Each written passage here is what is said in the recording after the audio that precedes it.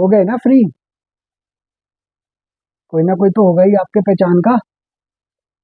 Must be knowing someone who has become now free after appearing in board exams. We are talking about PCM, that is physics, chemistry, and mathematics, which is engineering or non-medical stream of substream of science. तो आप जैसे कि देख ही रहे हैं previous question paper, physics, chemistry, mathematics. So what you have learnt, so after appearing in board exams, PCM group substream of science stream, you are aware about magnetic flux, resistance, semiconductor. Semiconductor is the most talk about subject. अगर आप जरा भी news में interest रखते हैं और even in compulsion for appearing in general awareness text, तो आपको पता ही है सेमीकंडक्टर से कितना ज़्यादा इम्पोर्टेंस है आज, बीट ऑटोमोबाइल इंडस्ट्री और बहुत सारे ऐसे सेक्टर्स हैं जिसमें कि सेमीकंडक्टर रोल है. देन लेंस, या of course it is also a lens. तो केमिस्ट्री की जब बात आती है तो covalent bond, peptide bond, transition element, osmosis, diffusion भी आपने सुना होगा. तो ये सब एस्पेक्ट्स केमिस्ट्री के हुए. और when we talk about mathematics, then linear programming, integral और वेक्टर. ये दो से तो हर बच्चा अक्सर खौफ खा ही जाता है. So anyways, when you have appeared in 12 board exams for physics, chemistry and mathematics, now what? अब क्या?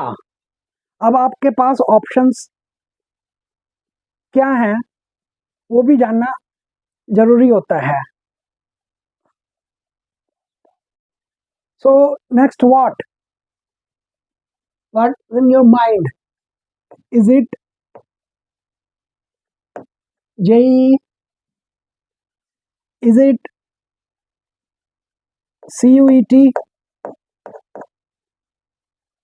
For bio students, NEET. Apart from these, NDA or any other technical field of study you are looking forward to. क्या चल क्या रहा है इस time आपके मन में बच्चों, जिन्होंने कि अभी अभी 12th का PCM का एग्ज़ाम दिया है या PCB का एग्ज़ाम दिया है? ये ऑप्शंस हैं या कुछ और भी आपका आइडियाज़ में चल रहा है? Whatever you have in mind, just keep in mind कि कुछ भी होगा वो आपने जो अभी तक, if I count pre-schooling, that is nursery KG prep के 3 साल प्लस 12 साल आपके फर्स्ट टू 12th स्टैंडर्ड, तो ये 15 साल आपने लर्न करा ना. Isn't it? How is it possible that you know nothing?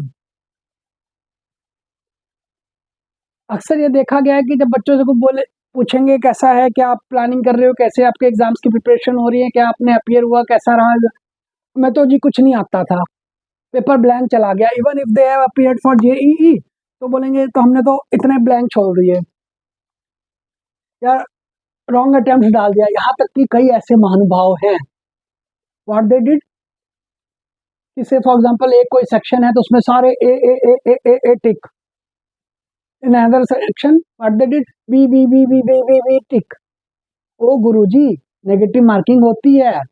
फिर आप बोलोगे मेरे तो 5 परसेंटाइल आए, 2 आ गया, 1 आ गया. You actually deserve to have good marks. Percentile आपके अच्छे हो सकते थे, मे भी कुछ ऐसा भी हो जाता कि आप स्कोर भी कर सकते थे, उसमें कुछ रैंक की भी उम्मीद रखते, बट आप तो ऐसे गेम बना रहे हो. So just remember, learning is never a joke, neither is any competitive examination. So take all examinations seriously, but keeping in mind that you have learnt a lot during last previous 15 years. What you did in the end, कि आपने उसको channelize किया your knowledge को, be it a crash course, be it a 2 or 3 year program, जो भी आपने coaching भी किया या रेगुलर होम ट्यूशंस करे या कुछ भी आपने लर्न किया मेथड, उसमें आपने और कुछ नहीं किया। Your mentor tried to help you channelize all your learnings of last 15 years in a proper way। तो अगर आपके बेसिस कॉन्सेप्ट्स क्लियर हैं, शुरू से ही आप पढ़ाई में सिंसियर हो, then you need not to worry about कि अब पीसीएम एग्जाम का रिजल्ट आ जाएगा, 12th का बोर्ड का रिजल्ट आ जाएगा, उसके बाद हम क्या करें। तो just keep cool, enjoy, but still keep retaining and recalling what ever you have learn in last 15 years. Thank you so much for paying your valuable time in listening to me. Thank you so much.